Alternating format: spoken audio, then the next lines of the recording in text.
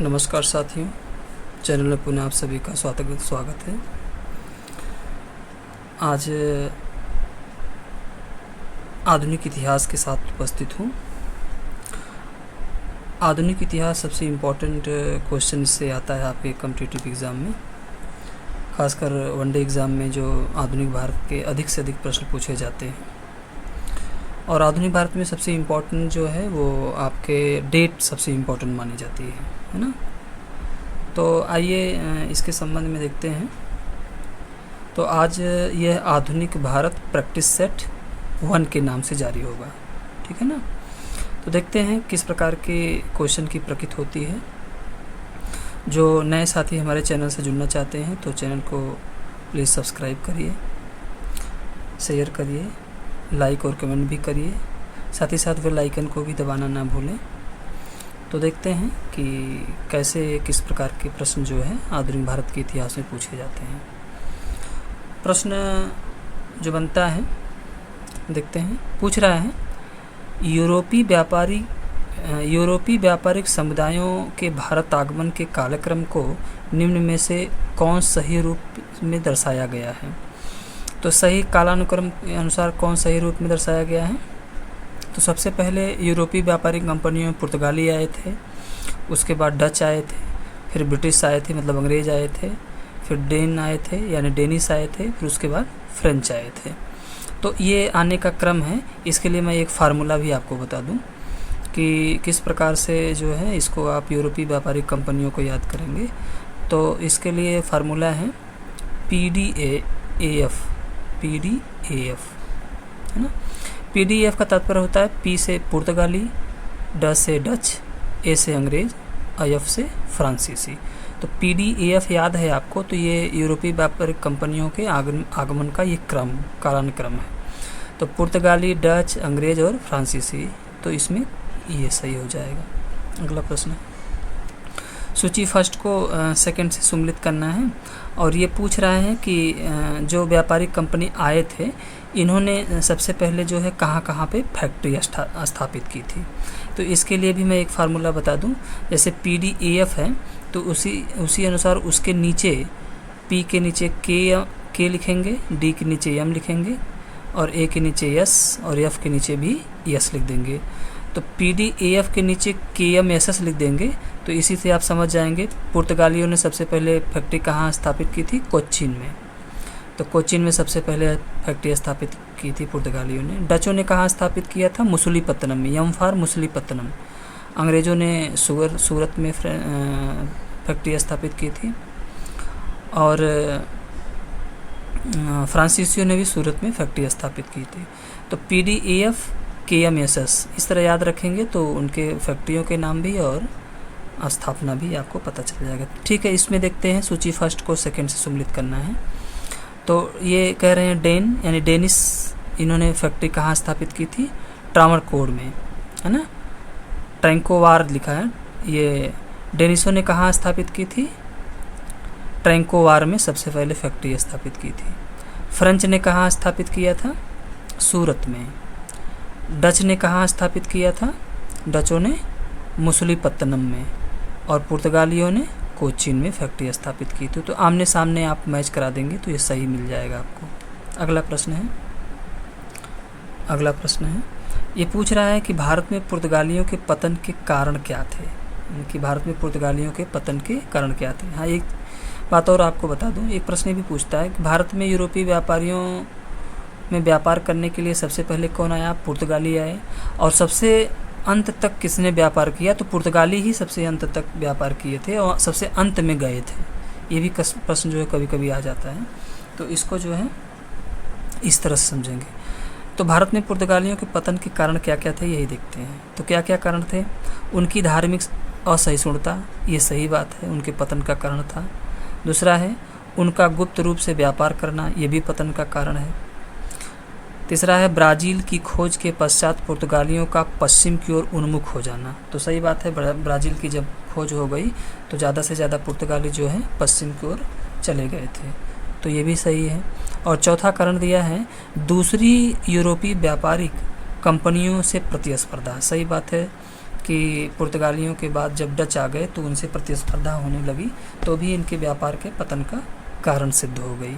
तो इसमें जो है सभी हो जाएगा, 1 2 3 4 हो जाएगा। ठीक है, अगले प्रश्न की तरफ चलेंगे। अगला प्रश्न देखते हैं। पूछा है निम्न कथनों में से कौन सही कथन है। तो इन कथनों में कौन सा सही कथन है यही देखते हैं। तो दिया है कि भारत में पुर्तगीज शक्ति का वास्तविक संस्थापक अल्बुकर्क था, ये गलत है। ठीक है ना। फिर दूसरा दिया है 17वीं सदी में पूर्वार्ध में डच पुर्तगाली अंग्रेज़ों के बीच त्रिदलीय संघर्ष चला था, ये भी गलत है। तीसरा है 18वीं सदी के प्रारंभ में पुर्तगालियों के भारतीय व्यापार में वृद्धि हुई। तो 18वीं शताब्दी में पुर्तगालियों के भारतीय व्यापार में वृद्धि हुई, ये बात सही है। ठीक है ना।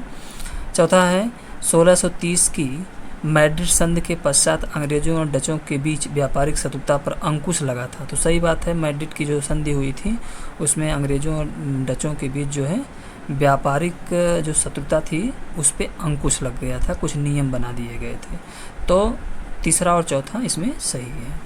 अगले प्रश्न की तरफ चलेंगे। पूछा है निम्न कथनों में से कौन सही है। तो इसमें से कौन सा कथन सही है। देखिए, इस प्रकार के जो प्रश्न आते हैं वो काफ़ी टिपिकल होते हैं और उसमें जब तक आप सभी को नहीं जानेंगे तब तक आप टिक नहीं लगा सकते हैं। तो टिक लगाने के लिए सभी को जानना ज़रूरी होगा। तो कौन सा कथन सही है इसको देखते हैं। दिया है पहला 1630 में अंग्रेज़ों और पुर्तगालियों के बीच मैड्रिड की संधि हुई, यह सही है ना, ये सही है। अगला है दूसरा है 1640 ईस्वी में पुर्तगालियों ने स्पेन के नियंत्रण में स्वतंत्रता प्राप्त की, ये भी सही है। फिर तीसरा दिया है 1661 ईस्वी की संधि के तहत इंग्लैंड के राजा चार्ल्स द्वितीय को ब्रेगाजा की कैथरीन के दहेज के रूप में बम्बई प्राप्त हुआ था। तो सही बात है, ये भी सही बात है। तो चार्ल्स द्वितीय का जो विवाह हुआ था ब्रेगाजा की कैथरीन से, तो दहेज में बम्बई दिया गया था, है ना। तो ये 1661 में हुआ था विवाह, ये भी सही है। चौथा है 1613 ईस्वी में मुगल सम्राट के फरमान से अंग्रेज़ों की सूरत में अस्थायी कोठी खोलने की अनुमति प्राप्त हो गई थी। तो सही बात है, 1613 में मुगल सम्राट ने ये फरमान जारी कर दिया था कि अंग्रेज़ जो है सूरत में अस्थायी कोठी स्थापित कर सकते हैं। तो इसमें सभी सही हैं ना। अगला प्रश्न देखते हैं। पूछा है निम्न में से कौन भारत में प्रथम पुर्तगाली राजधानी थी। तो भारत में पुर्तगालियों की प्रथम राजधानी पूछ रहा है तो कोच्चि में ही सबसे पहले व्यापारिक कोठी स्थापित की और कोच्चिन को ही ने सबसे पहले राजधानी भी बनाया था। चलिए फिर आ गया सुललित करने वाला प्रश्न। तो इसमें देखते हैं, सूची फर्स्ट को सेकंड से मिलान करना है। और दिया है मैड्रिड की संधि 1630, अगला है 1634 की संधि, 1654 की संधि, 1661 की संधि। तो अब देखते हैं कि किसके किसके मध्य ये संधि जो है हुई थी। ठीक है ना। तो इसमें देखते हैं जो मैड्रिड की संधि हुई थी, अभी मैं पीछे बताया ही। तो मैड्रिड की संधि जो है पूर्व में अंग्रेजों और पुर्तगालियों के बीच व्यापारिक शत्रुता समाप्त हो गई थी। तो सही बात, अंग्रेजों और पुर्तगालियों के बीच। 1634 की जो संधि हुई थी उसमें देखते हैं अंग्रेजों तथा पुर्तगालियों के बीच व्यापारिक अंतः संबंध की गारंटी मिली, यानी कि दोनों का अंतः संबंध व्यापार करने की गारंटी दोनों को मिली थी 1634 की संधि में।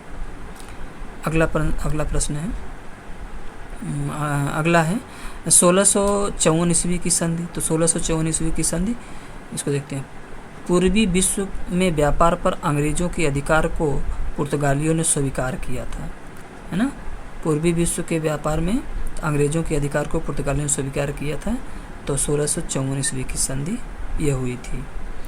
अगला है 1661 की संधि जो हुई थी। तो 1661 में भारत में डचों के विरुद्ध पुर्तगीजों को अंग्रेजी सहायता, है ना। 1661 की जो संधि थी भारत में डचों के विरुद्ध पुर्तगीजों को अंग्रेजी सहायता, यह है 1661 की संधि।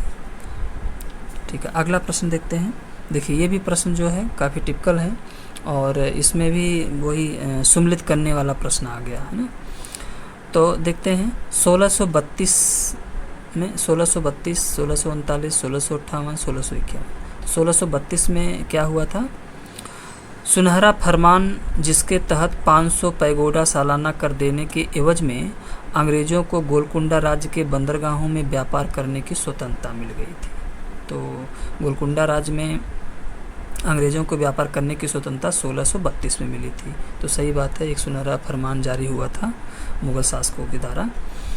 अगला है 1639 में क्या हुआ था? फ्रांसीसी डेन ने चंद्रगिरी के राजा से मद्रास को पट्टी पर ले लिया था, हैं? तो ये सही है, चंद्रगिरी के राजा से मद्रास को पट्टी पे ले लिया था 1639 में, ये भी सही है। आमने सामने ये मैच हो गया है। 1658 में क्या था? बंगाल, बिहार, उड़ीसा तथा कोरोमंडल तट की सभी बस्तियों को फोर्ट सेंट जॉर्ज के अधीन किया गया, है ना। तो फोर्ट सेंट जॉर्ज के अधीन जो किया गया था वो 1858 में किया गया था। किसको? बंगाल, बिहार, उड़ीसा और कोरोमंडल को। अगला है 1651 में क्या हुआ था? 3000 रुपये के निश्चित वार्षिक कर के बदले ईस्ट इंडिया कंपनी को व्यापार का विशेषाधिकार मिल गया था। तो 1651 में ईस्ट इंडिया कंपनी के जो विशेषाधिकार मिला था, यानी कि 300 रुपये निश्चित वार्षिक कर के रूप में। तो ये आमने सामने मैच जो है हो जा रहा है।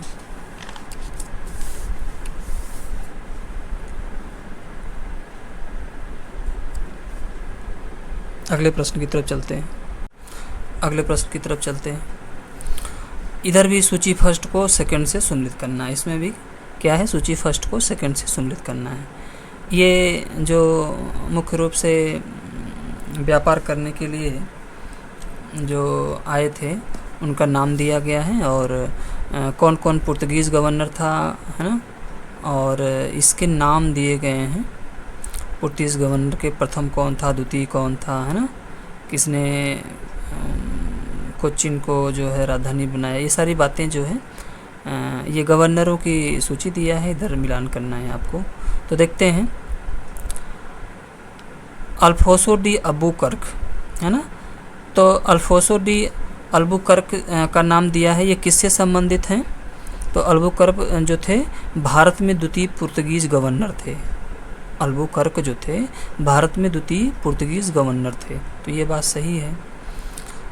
मार्टिन अल्फासो कौन थे? मार्टिन अल्फासो जो थे पुर्तगीज गवर्नर, जिसके साथ संत, है ना, संत फ्रांसिस्को जेवियर भारत आए थे, है ना। ये कह रहे हैं पुर्तगीज गवर्नर थे ये, जिसके साथ संत फ्रांसिस्को जेवियर भारत जो है आए थे। तो मार्टिन अल्फासो जो थे पुर्तगीज गवर्नर थे, जो जिसके साथ संत फ्रांसिस्को जेवियर भारत आए थे।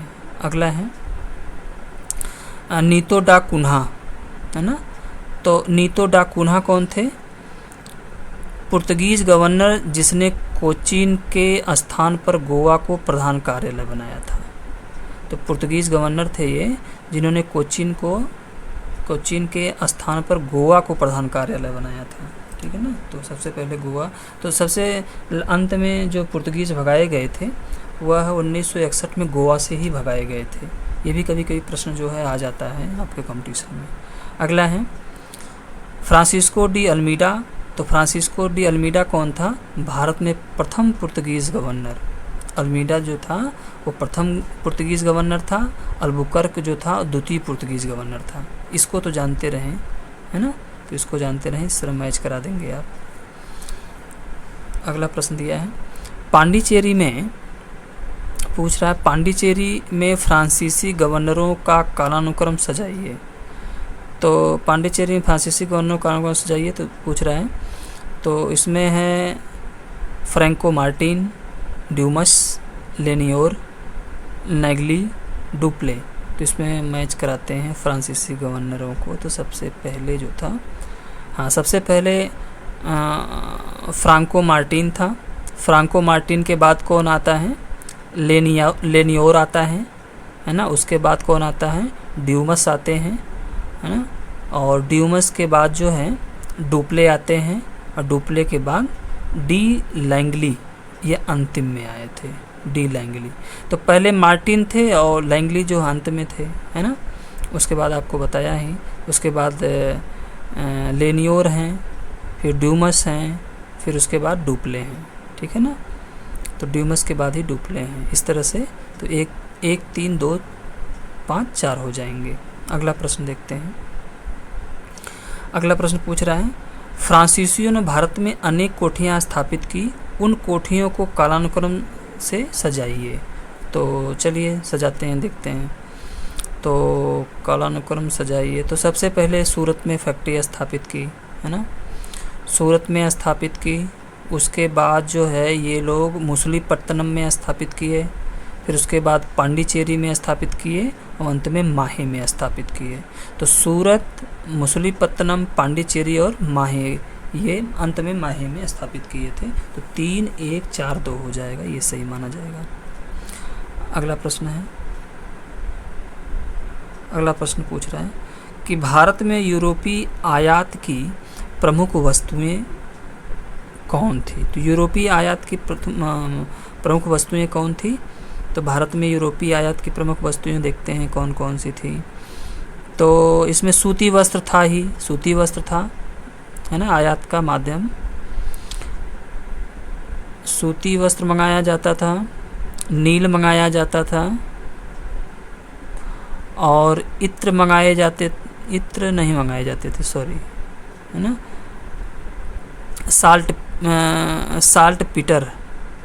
साल्ट पीटर एक वस्तु थी, इसे भी मंगाया जाता था, और अफीम मंगाया जाता था। हाँ ठीक है।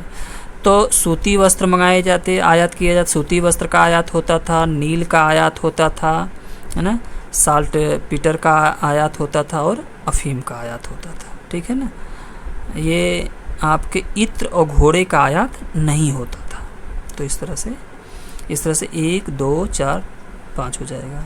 अगला प्रश्न है, निम्न में से किन वस्तुओं का, पूछ रहे हैं कि निम्न में से किन वस्तुओं का यूरोपियों द्वारा, है ना, आयात नहीं किया जाता था।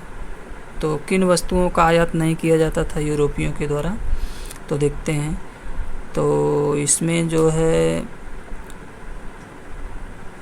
पोर्सिलीन, इसका आयात नहीं होता था, और सोने चांदी का आयात नहीं होता था, ठीक है ना। चीनी, कच्चा रेशम और काली मिर्च का आयात होता था, है ना। चीनी, कच्चा रेशम और काली मिर्च का आयात होता था।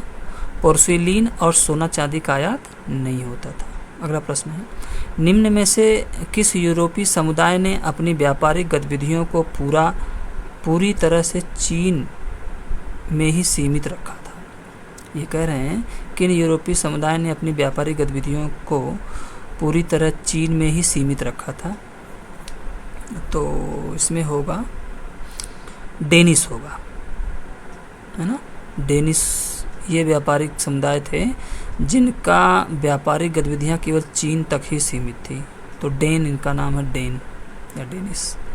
अगला प्रश्न है, सूची फर्स्ट को सेकंड से इसमें भी सम्मिलित करना है। जैसे सूची फर्स्ट सेकंड का क्वेश्चन बहुत टिपिकल होता है, इसको बहुत ध्यान से देखेंगे।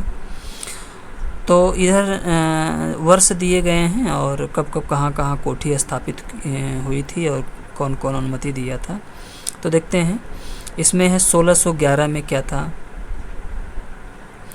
तो इसको इसमें भी दिया है 1 2 3 4। तो 1611 में मुसलीपट्टनम में ब्रिटिश कोठी की स्थापना, है ना। मुसलीपट्टनम में अंग्रेजों की कोठी की स्थापना 1611 में हुआ था। 1613 में क्या हुआ था, ये फरमान पास हुआ था। हाँ, 1613 में जहांगीर का फरमान, जिसके तहत अंग्रेजों को सूरत में कोठी स्थापित करने का अधिकार दे दिया गया, ठीक है ना। अगला प्रश्न है, अगला वर्ष है 1619 में क्या हुआ था। 1619 में हुआ था सर टॉमस रो का स्वदेश वापस लौटना। तो 19 में सर टॉमस रो स्वदेश वापस लौट गया था, 13 में आया था। अगला प्रश्न है 1626 में क्या हुआ था। 1626 में पुलिकट के निकट अरमाओ गांव में ब्रिटिश कोठी की स्थापना।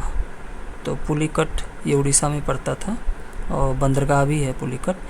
तो अरमावा गांव में ब्रिटिश कोठी की स्थापना 1626 में हुई थी। इस तरह से 2 1 4 3 आपका सही हो जाएगा।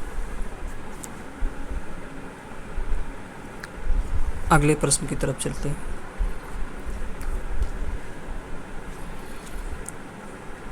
पूछ रहा है निम्न में से किस यूरोपीय देश ने भारत के बजाय दक्षिण पूर्व एशिया में अपना ध्यान केंद्रित किया था। देखिए यूरोपीय देश पूछ रहा है कि भारत के बजाय दक्षिण पूर्व एशिया में अपना व्यापार का ध्यान जो है केंद्रित किया था, तो कौन था? डच थे। भारत के दक्षिण पूर्व एशिया में डच जो है ज़्यादा सक्रिय रहे हैं। अगला प्रश्न है ईस्ट इंडिया कंपनी का एकाधिकार किस वर्ष में पूरी तरह समाप्त कर दिया गया? तो ईस्ट इंडिया कंपनी का एकाधिकार किस वर्ष पूरी तरह समाप्त कर दिया गया? तो कितना होगा? 1833 में। देखिए पूरी तरह जो शब्द आया है, तो ये कभी कभी पूछता है कि ईस्ट इंडिया कंपनी का व्यापारिक एकाधिकार कब समाप्त किया गया था? तो 1813 में। लेकिन तो उसमें चीनी और चाय का व्यापार हुआ करता था, है ना। लेकिन पूरी तरह से समाप्ति जो की गई थी, यानी चीनी चाय का भी व्यापार बंद कर दिया गया था 1833 में। देखिए क्वेश्चन थोड़ा विवादित है ना, तो इम्पोर्टेंट भी है, कई बार आया भी है। अगला प्रश्न देखते हैं। ब्रिटिश संसद ने किस वर्ष वह अधिनियम पारित किया जिसके तहत सभी अंग्रेजों को पूर्व में व्यापार करने का समान अधिकार प्राप्त हुआ था?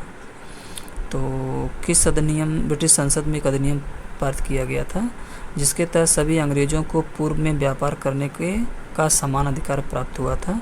तो ये अधिनियम पारित हुआ था 1674 का ब्रिटिश शासन अधिनियम। 1674 का अधिनियम था ये, जिसमें अंग्रेज़ों को पूर्व में व्यापार करने का समान अधिकार प्राप्त हो गया था। अगला प्रश्न है भारत में फ्रांसीसी शक्ति का 1706-1720 के मध्य पतन हुआ, है ना। इसके पुनरुत्थान का श्रेय निम्न में से किन दो गवर्नर को दिया जाता है? तो किन दो गवर्नर को दिया जाता है ना। ये होंगे दूसरे और चौथे। फ्रांसीसी शक्ति का पतन हुआ तो किसको दिया जाता है? ये लेनोर को दिया जाता है और ड्यूमस को दिया जाता है। लेनोर और ड्यूमस दो ऐसे फ्रांसीसी गवर्नर रहे हैं जिन्होंने फ्रांसीसी शक्ति के पतन में इनकी अहम भूमिका रही है। ये 1706 से 1720 के मध्य रहे हैं। अगला प्रश्न है फ्रेंच ईस्ट इंडिया कंपनी तथा फ्रेंच वेस्ट इंडीज़ कंपनी का विलय किस वर्ष हुआ था? यानी दो कंपनियां थी, यानी कि फ्रेंच ईस्ट इंडिया कंपनी थी, एक फ्रेंच वेस्ट इंडीज़ कंपनी थी। तो इनका विलय जो हुआ था ये 1719 में हुआ था, दोनों का विलय। फ्रेंच ईस्ट इंडिया कंपनी और फ्रेंच वेस्ट इंडीज़ कंपनी का विलय हुआ था। अगला प्रश्न है मुगल साम्राज्य के पतन के कारण निम्न में से कौन थे? तो मुगल साम्राज्य के पतन के कारण निम्न में से कौन थे? तो कौन से पतन के कारण थे देखते हैं। तो उत्तराधिकार के लिए युद्ध, ये भी पतन का कारण है। मुगल प्रशासन तथा सैन्य शक्ति का क्षीण होना, ये भी एक कारण ही है। और केंद्र की शासन व्यवस्था की अंतर्निहित कमजोरियां, ये भी सही है। धार्मिक सुधारकों का अप्रत्यक्ष प्रभाव, ये भी पतन का कारण है ना। लास्ट है मुगल अर्थव्यवस्था का लोगों की न्यूनतम आवश्यकताओं की पूर्ति करने में असफल होना। तो ये पतन के कारणों में ये सभी कारण शामिल हैं। तो 1 2 3 4 5 सही है, सभी सही हैं। अगला है सैयद बंधुओं ने एक के पश्चात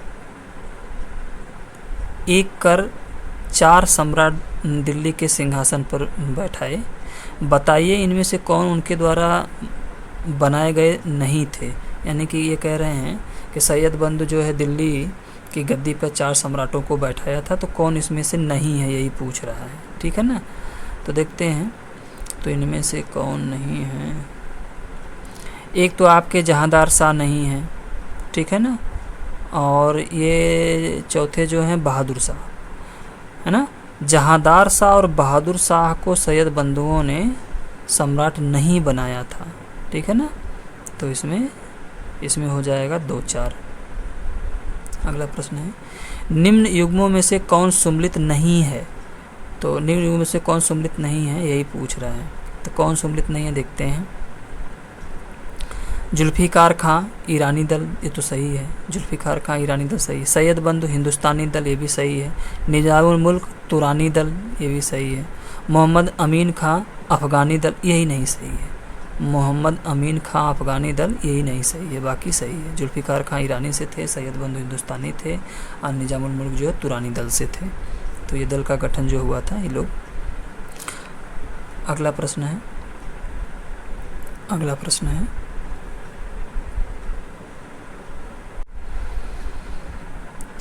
पूछ रहा है कि मोहम्मद शाह के शासनकाल संबंधित तथ्यों में निम्नलिखित में से कौन सी सही है?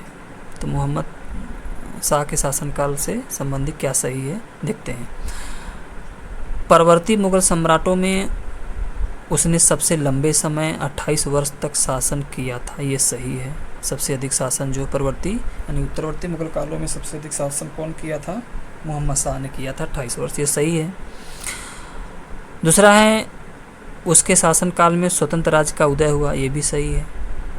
उसने सैयद बंधुओं से मदद नहीं ली, नहीं उसने सैयद बंधुओं से मदद ली थी, यही गलत है। अगला है नादिर शाह ने भारत पर आक्रमण किया, ये सही है, ये भी सही है, मोहम्मद शाह के समय में किया था। तो इसमें हो जाएगा 1, 2, 4 सही है, ठीक है ना। अगला प्रश्न देखते हैं। पूछ रहा है 1713 से 1720 के मध्य सैयद बंधुओं ने मुगल राजनीति में सम्राट निर्माता की भूमिका निभाई, है ना। बताइए उनके नाम कौन कौन से थे? सैयद बंधुओं ने मुगल राजनीति में सम्राट निर्माता की भूमिका निभाई थी। तो ये सैयद बंधुओं में पूछ रहा कौन कौन थे, तो ये तो बहुत ही वो कई बार प्रश्न आया, इंपॉर्टेंट है। सैयद बंधु में कौन थे? हसन अली और हुसैन अली खां। हसन अली और हुसैन अली खां जो है ये सैयद बंधुओं के नाम हैं, ठीक है ना। अगला प्रश्न है, देखिए अगला प्रश्न है, ये भी सूची फर्स्ट को सेकंड से मिलाना है। एक तरफ संस्थापक है, दूसरी तरफ राज्य है। तो संस्थापक राज्यों को मिलान करते हैं।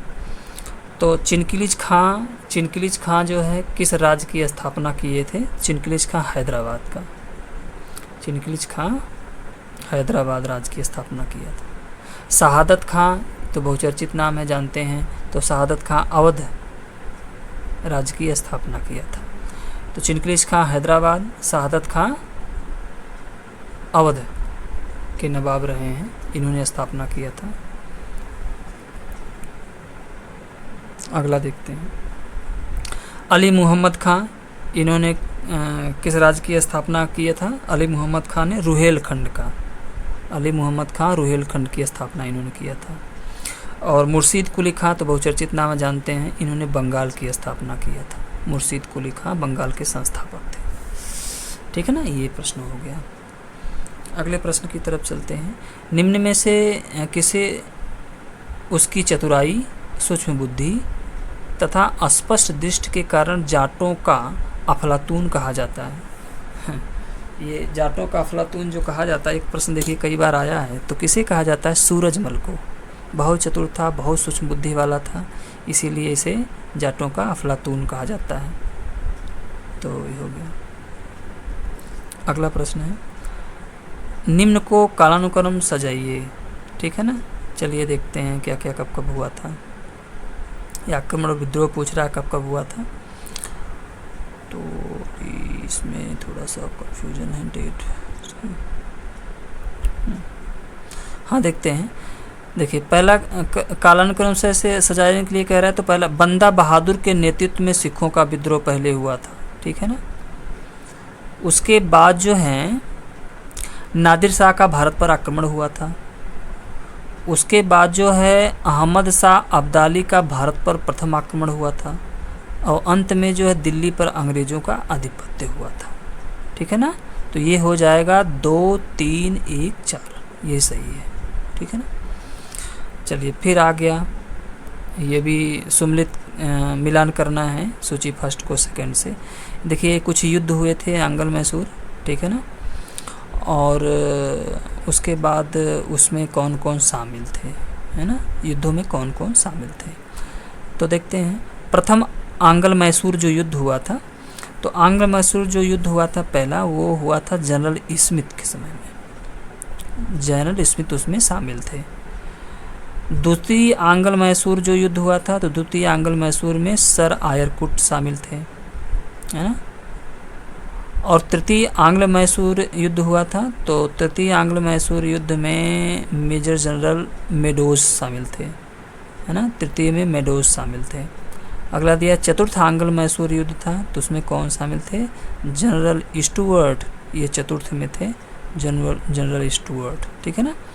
तो इस तरह से मिलान करेंगे 3, 1, 4, 2 आपका मिल जाएगा। अगला प्रश्न है, यहाँ भी देखिए फिर सूची फर्स्ट को सेकंड से सम्मिलित करने के लिए कह रहा है। तो सूची फर्स्ट को सेकंड से सम्मिलित करते हैं, देखते हैं क्या दिया है।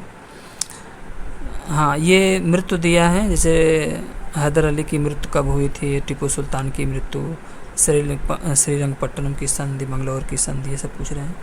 मिलान करते हैं। हैदर अली की जो मृत्यु हुई थी वो हुई थी आपकी 1782 ईस्वी में, ठीक है ना। टीपू सुल्तान की जो मृत्यु हुई थी वो हुई थी 1799 ईस्वी में, है ना। और श्रीरंगपट्टनम की जो संधि हुई थी ये 1792 ईस्वी में हुई थी। और मंगलौर की जो संधि हुई थी वह हुई थी 1784 ईस्वी में। तो मिला देंगे इस तरह से आपको, तो मिलेगा 1, 4, 3, 2 मिल जाएगा, ठीक है ना। अगले प्रश्न की तरफ चलते हैं। अगला प्रश्न पूछ रहा है, टीपू सुल्तान तथा अंग्रेजों के मध्य 1784 ईस्वी में मंगलौर की संधि हुई थी। तो मंगलौर की संधि किसके किसके बीच हुई थी? टीपू सुल्तान और अंग्रेजों के मध्य। कब हुई थी? 1784 में भी पूछता है। इस संधि पर अंग्रेजों की ओर से मद्रास के गवर्नर ने हस्ताक्षर किए थे, उनका नाम क्या था पूछ रहा है। तो मद्रास के गवर्नर उसमें कौन थे? लॉर्ड मैकार्टन, है ना। लॉर्ड मैकार्टन जो थे उसमें मद्रास के गवर्नर थे जिन्होंने संधि पर हस्ताक्षर किया था। अगला प्रश्न देखते हैं।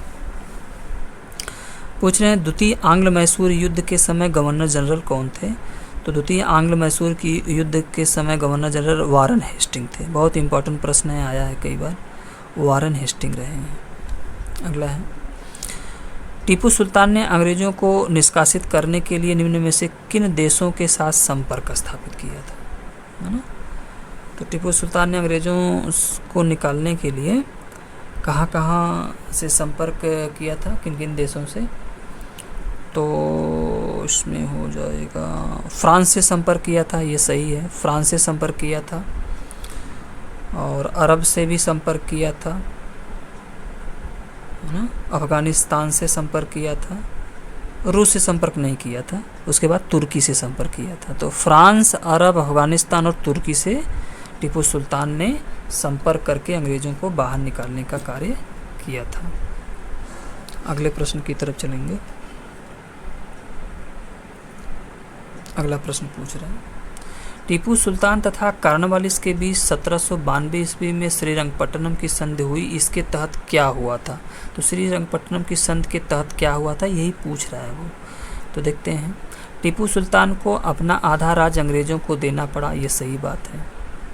दूसरा है, टीपू को 3 करोड़ रुपए युद्ध क्षति के रूप में देना पड़ा, ये भी सही है।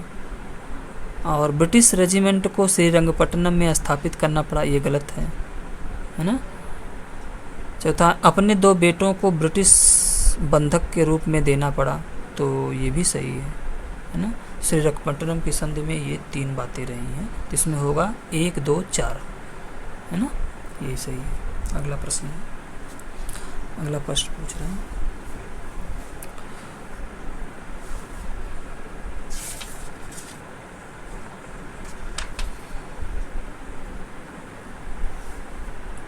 रणजीत सिंह ने अपने शासनकाल में अनेक विजयी युद्ध लड़े, उनके द्वारा विजित राज्यों स्थानों को कालानुक्रम के अनुसार सजाइए।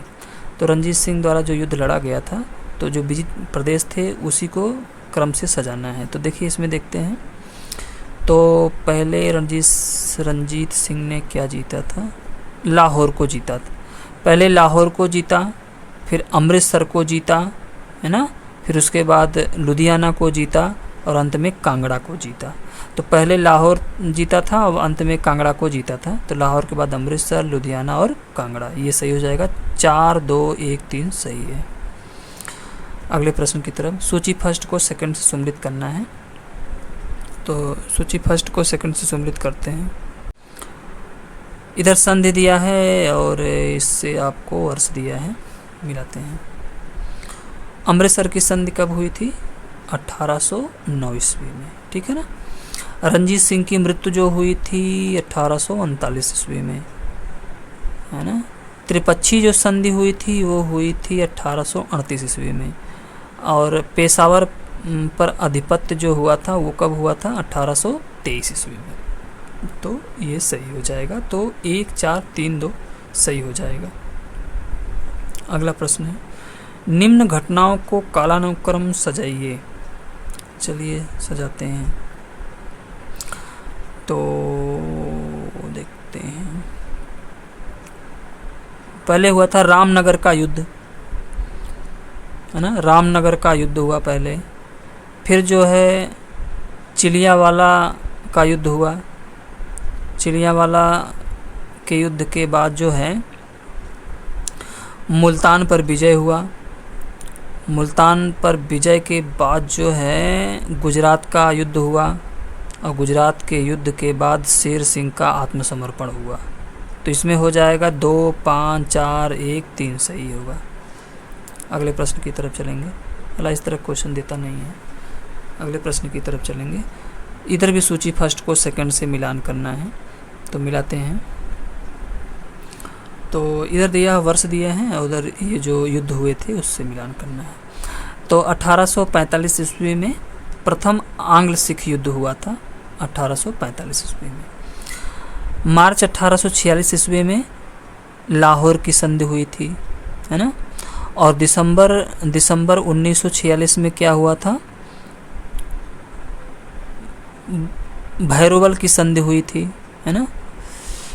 और 1848 ईस्वी में क्या हुआ था? तो 48 ईस्वी में हुआ था द्वितीय आंग्ल सिख युद्ध हुआ था 48 में। 45, 48, हाँ ठीक है। और 1849 में क्या हुआ था? 1849 में हुआ था ब्रिटिश साम्राज्य में पंजाब का विलय हुआ था, ठीक है ना। इस तरह मिलाएंगे तो आपका ये सही का हो जाएगा। 1, 5, 4, 2, 3 सही हो जाएगा। अगले प्रश्न की तरफ चलेंगे। पूछ रहा है निम्न निजामों को कालानुक्रम से सजाइए। तो निजामों को कालानुक्रम से सजाइए कौन कौन? तो देखते हैं। सबसे पहले निजाम अली। निजाम अली के बाद कौन आया? नसीर जंग आए। नसीर जंग के बाद मुजफ्फर जंग आए और मुजफ्फर जंग के बाद सलावत जंग आए, है ना। तो निजाम अली पहले हैं और इधर सलावत जंग अंत में है। तो ये उल्टे क्रम में है, ठीक है ना। 4, 3, 2, 1 हो जाएगा। निजाम अली, नसीर जंग, मुजफ्फर जंग और सलावत जंग। तो 4, 3, 2, 1। अगला प्रश्न, इसको भी देखिए मिलान करना है फर्स्ट को सेकंड से। फैजाबाद की संधि, इलाहाबाद की संधि, बनारस की संधि, है ना। और इधर कौन सी संधि दिया है? सहायक संधि दिया है। तो जैसा कि आप जानते हैं फैजाबाद की जो संधि हुई थी, तो फैजाबाद की जो संधि हुई थी 1801 में हुई थी, ठीक है ना। इलाहाबाद की जो संधि हुई थी वो कब हुई थी? 1765 ईस्वी में हुई थी, ठीक है ना। बनारस की जो संधि हुई थी, बनारस की संधि जो हुई थी ये कब हुई थी?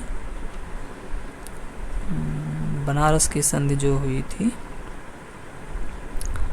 बनारस की संधि जो हुई थी वो 1773 ईस्वी में हुई थी, ठीक है ना। और जो सहायक संधि हुई थी, तो सहायक संधि हुई थी 1775 ईस्वी में, ठीक है ना। सहायक संधि पीछे की तरफ दी है, तो इस तरह से इसका क्रम हो जाएगा। चलिए अगले प्रश्न की तरफ चलते हैं।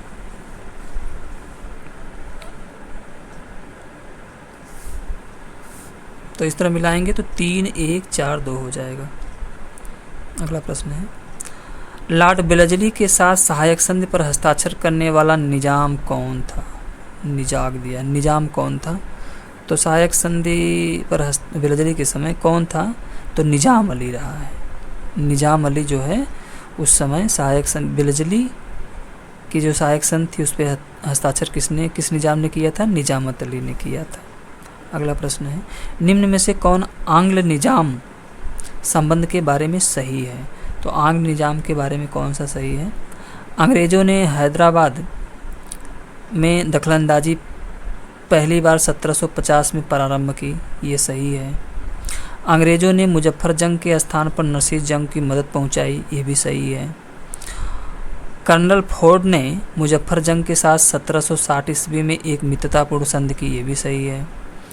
निजाम ने तृतीय तथा चतुर्थ आंग्ल मैसूर युद्ध में मैसूर के साथ दिया, नहीं ये गलत है, तो चौथा गलत है, तो 1, 2, 3 सही हो जाएगा। अगला प्रश्न है, पूछ रहा है अवध के नवाबों को कालानुक्रम से सजाइए। तो अवध के नवाबों को सजाते हैं, कौन कौन नवाब हुआ था, कब कब हुआ था, तो देखते हैं। पहले तो शहादत खां, ठीक है ना, शहादत खां, फिर उसके बाद कौन आया? वजीर अली। शहादत खां के बाद वजीर अली, वजीर अली के बाद शहादत अली, है ना, वजीर अली के बाद शहादत अली, और शहादत अली के बाद वजीद अली खां यानी वाजिद अली खां। तो ये वाजिद अली खां जो थे वो अवध के अंतिम नवाब थे, वाजिद अली खां। तो इस तरह हो जाएगा। तो पहले जो शहादत खां थे, अंत में वाजिद अली खां थे। इस तरह से थोड़ा सा जानेंगे तो थोड़ा कॉन्सेप्ट आप क्लियर रहेगा और लगा ले जाएंगे, ठीक। तो ठीक है, इस तरह से 2, 4, 1, 3 हो जाएगा। अगला प्रश्न है, अगला, कर्नाटक की संधि निम्न में से कौन थी? तो कर्नाटक की राजधानी में से कौन थी? तो कर्नाटक की राजधानी अर्कोट थी, अर्काट कहा जाता है, अर्कोट थी कर्नाटक की राजधानी, सही है। फिर कर्नाटक के निम्न नवाबों को कालानुक्रम से सजाइए। इस तरह के प्रश्न बहुत कठिन होते हैं। तो नवाबों को कालानुक्रम सजाइए, देखते हैं। तो कर्नाटक के पहले नवाब थे शहादत खां। शहादत खां पहले नवाब थे कर्नाटक के। शहादत खां के बाद कौन? चंदा साहिब के बाद अनवरुद्दीन के बाद सफदर अली के बाद दोस्त अली, और दोस्त अली के बाद मोहम्मद अली। सफदर अली, दोस्त अली, मोहम्मद अली सबसे अंत में थे। तो ये हो जाएगा 6, 5, 1, 2, 3, 4 इस तरह से मिल जाएगा। अगला है, पूछ रहे हैं कि जब संधि का विलय हुआ उस समय भारत का गवर्नर जनरल कौन था, है ना। तो जब ये संधि ने सिंध दिया है। जब सिंध का विलय हुआ उसमें भारत का गवर्नर जनरल कौन था? तो लॉर्ड एलन बरो जो थे भारत के गवर्नर जी जब सिंध का विलय हुआ था। अगला प्रश्न है, इधर भी देखिए सम्मिलित करना है। तो इधर जो है Robert Clive, Hector Munro, Nizamuddaula, Shujauddaula, हाँ ये इन्होंने जो युद्ध हुआ था किसके बीच हुआ था, यही ये पूछ रहे हैं। तो देखते हैं।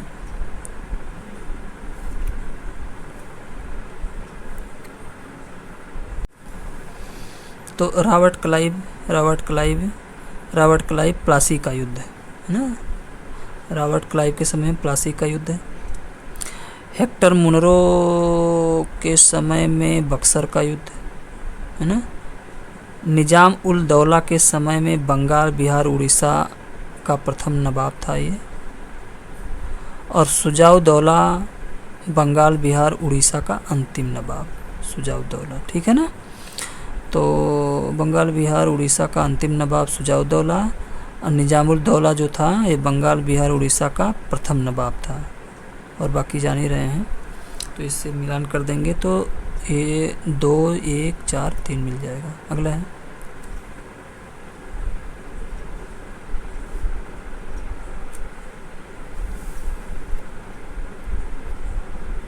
अगला प्रश्न है, वह कौन मुगल सम्राट था जिसने बिहार को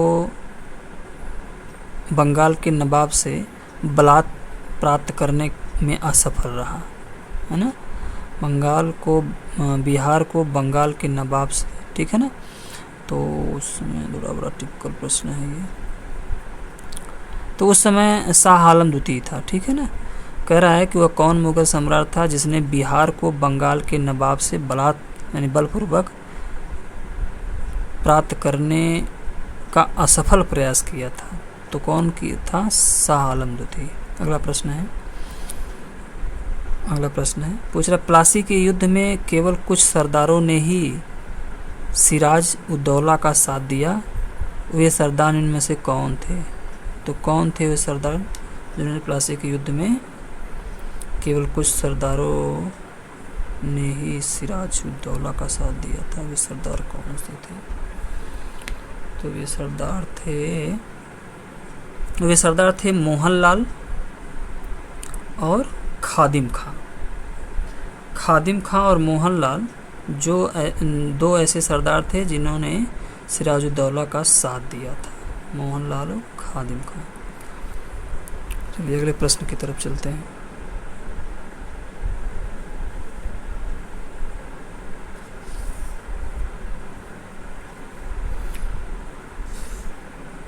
अगला प्रश्न है पूछे हैं, कालकोठरी ब्लैक होल जिसे कहा जाता है कि घटना जिसमें 146 में से 123 लोग एक छोटी कोठरी में बंद कर दिए जाने के कारण मर गए थे, कहाँ घटी थी? बहुत ही इम्पोर्टेंट प्रश्न है, कई बार आया है। तो जो प्लासी स्थान है, जो ब्लैक होल की घटना हुई थी, है ना, तो ब्लैक होल की जो घटना हुई थी तो कहाँ हुई थी यही पूछ रहा है। तो ये कलकत्ता में हुई थी ब्लैक होल की घटना, ठीक है ना। अगला है, फोर्ट विलियम की काउंसिल जिसकी स्थापना 1700 ईस्वी में हुई थी का प्रथम अध्यक्ष कौन था? फोर्ट विलियम जो काउंसिल थी उसका प्रथम अध्यक्ष कौन था? तो सर चार्ल्स आयर थे।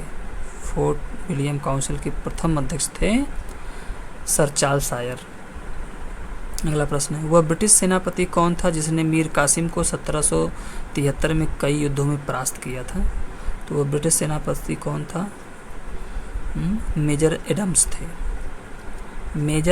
थे जो ब्रिटिश सेनापति थे, मीर कासिम को 1763 में कई युद्धों में परास्त किया था।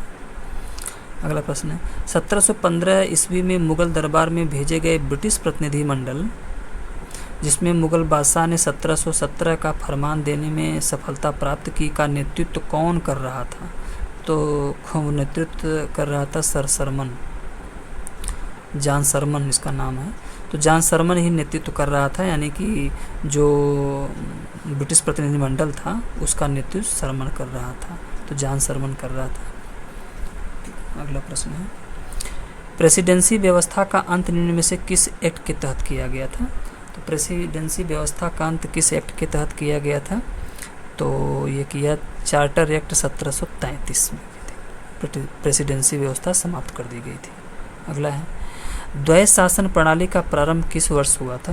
तो द्वैत शासन प्रणाली का प्रारंभ कब हुआ था? 1784 ईस्वी में। बहुत ही इम्पोर्टेंट प्रश्न है, ये भी बहुत ही इम्पोर्टेंट प्रश्न है। अगला है, भारत में अंग्रेजों की लूट किस महत्वपूर्ण घटना के बाद शुरू हो गई थी? देखिए, यानी कि ये प्लासी के युद्ध के बाद जो है भारत में अंग्रेजों का लूट प्रारंभ हो गया था। तो ये क्या था कि अंग्रेजों का एक इस तरह से आर्थिक विजय थी प्लासी का युद्ध, कि भाई अंग्रेजों का लूट प्रारंभ हो गया। अगला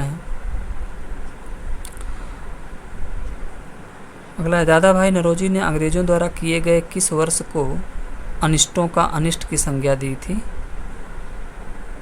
किस कार्य को दिया था? दादा भाई नौरोजी ने अंग्रेजों के किस कार्य के लिए अनिष्टों की अनिष्ट की संज्ञा दी थी? तो धन निष्कासन का सिद्धांत दिया था दादा भाई नौरोजी ने, यानी धन बहिर्गमन का सिद्धांत दिया था। तो धन के निकासी का सिद्धांत जिसे कहा जाता है, इसे क्या कहा था? अनिष्टों का अनिष्ट, दादा भाई नौरोजी ने। अगला है, ब्रिटिश उपनिवेशवाद ने भारत में अंतर्विरोधों की श्रृंखला पैदा की, वे अंतर्विरोध क्या थे? तो वे अंतर्विरोध क्या थे? शोषण तथा लूट बनाम अर्थव्यवस्था का पुनरुत्थान, ये सही है। देसी बुनकरों पर एकाधिकार बनाम बुनकरों का पतन, ये भी है। ईस्ट इंडिया कंपनी तथा ब्रिटेन के लाभ बनाम कंपनी के कर्मचारियों के लाभ, उपयुक्त में से सभी, तो ये सभी होगा। ब्रिटिश उपनिवेश ने भारत में अंतर्विरोध की श्रृंखला पैदा की, वे अंतर्विरोध क्या थे? तो ये सभी माने जाएंगे। अगला प्रश्न है, यह कथन इस दरिद्रता के समान दरिद्रता वाणिज्य के इतिहास में शायद ही कभी रही है। बुनकरों की हड्डियां भारत के मैदानों पर विरंजित कर दी रही हैं। तो यह किसका कथन है? तो ये किसका कथन है? ये कथन है विलियम बेंटिंग का। बहुत इम्पोर्टेंट है, आया भी है कई बार। तो ये है विलियम बेंटिंग का कथन। अगला प्रश्न है, भारत में धन का सिद्धांत का तात्पर्य क्या है? तो भारत में धन के सिद्धांत का तात्पर्य क्या है पूछ रहे हैं। तो जो धन बाहर जाता था उसके बदले में कुछ भी प्राप्त नहीं होता था, यही धन का निष्कासन है। यानी जो धन भारत से बाहर जा रहा है और उसे कुछ प्राप्त नहीं हो रहा है, तो धन का निष्कासन का तात्पर्य यही है। चलिए साथियों, ठीक है, मुझे विश्वास है कि वीडियो आपको अच्छी लगी होगी, और यदि अच्छी लगी होगी तो चैनल को ज़रूर सब्सक्राइब करिएगा और बेल आइकन को दबाना भी न भूलिएगा। तब तक के लिए बहुत बहुत शुभकामनाएं, बहुत बहुत धन्यवाद।